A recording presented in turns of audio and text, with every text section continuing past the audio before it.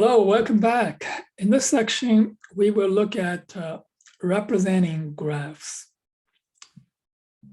How do you represent a graph? In your program, a graph consisting of a set of vertices and a set of edges. So we're going to represent all the vertices and edges. Now, to represent vertices, you can use a list. So here is vertices. We have a list of the vertices like this. So this is the vertices. And so this is a list of strings. You can have a list of objects. For example, we want more information about the city. And rather than just a name, we can have objects. So we can create objects from the city class. So you have a name, population, and the mayor of the city. So this is the get methods: city name, population, mayor, and you can also set mayor and set population. So this is city 0, and here's the name of Seattle, population, and the mayor, and the city 11. So all this, and we can create a set of vertices using a list of vertices and with all the cities 0, 1, and city 11. Now, the vertices here, and we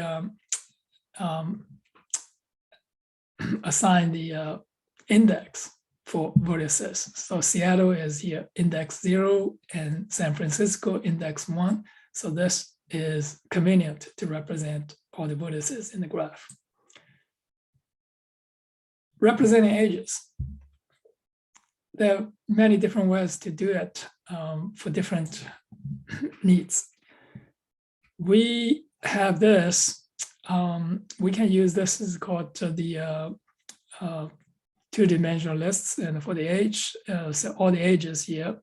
So from age 0, so index 0, and that's the age Seattle. So we have age to 1 and to vertex at index 1 and 0, 3, 0, 5. And please note that this symmetric, you have a 0, 1, and you have a 1 to 0. So this is a directed graph going both ways. So this is the age list.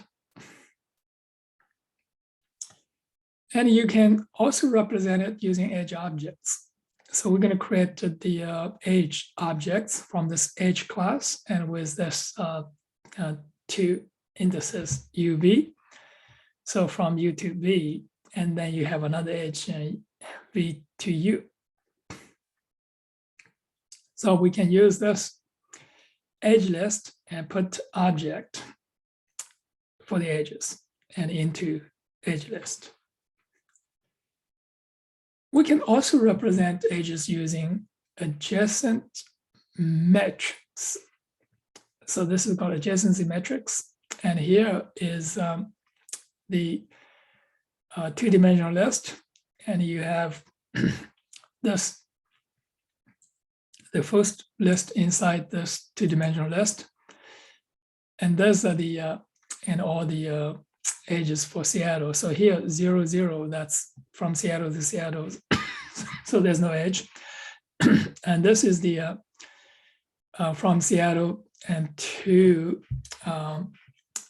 San Francisco. And this is from Seattle to Denver. And 1, so means there's age. And 0 means there's no age. So this is adjacency matrix representation.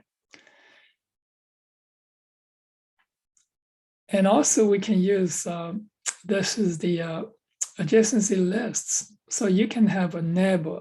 And so this is for all the vertices, you're going to have one list. So those are the adjacent vertices. And for the for 0, and that's for Seattle, and this is for the San Francisco. So all this using this. representation and neighbors. So this is very compact. You don't have anything west, so this is good. Okay. So this is a visual diagram. So you have neighbor 0, and so that's 1, 3, 5, and 1 is San Francisco, and 3 is Denver, and so 5 is Chicago. And so, and we can use, instead of using this 1, 3, 5, we can put age there. So this is age 01, age 03, age 05, put the objects there. So this is the neighbors. So here, neighbors bracket 0, you have this 3. So this is a list. And neighbors bracket 0 is a list. Neighbors bracket 1 is another list, and consisting of all the ages and for the vertex at index 1. So this is a very convenient way and very flexible way to store in all the information about the ages. And it's easy to add and delete the ages. So we're going to use this adjacency list, age list, and for the our internal representation of the vertices and edges. So here you have a neighbors, and you add this 1 list inside the neighbors. So that's 1. This is for this first one for this neighbors bracket 0 and 0, 0. And this is the second one, neighbors brackets 1, 1, 1. And this is the last one, neighbors brackets 11, 11, 11.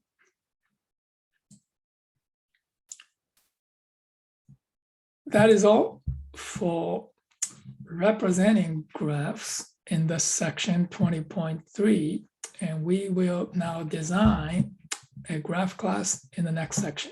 See you in the next section.